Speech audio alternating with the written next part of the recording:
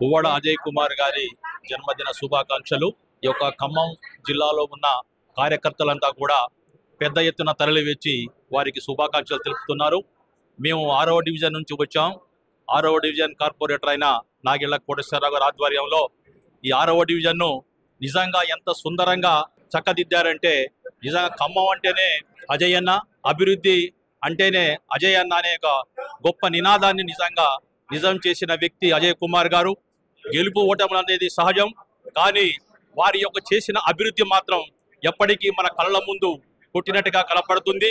ప్రజలంతా కూడా టీఆర్ఎస్ తరఫున ఉండి మళ్ళీ టీఆర్ఎస్ ప్రభుత్వాన్ని గెలిపించి మన యొక్క కేసీఆర్ గారిని మళ్ళీ ముఖ్యమంత్రిగా చూడాలని కార్యకర్తలంతా కూడా తహతహలాడుతున్నారు.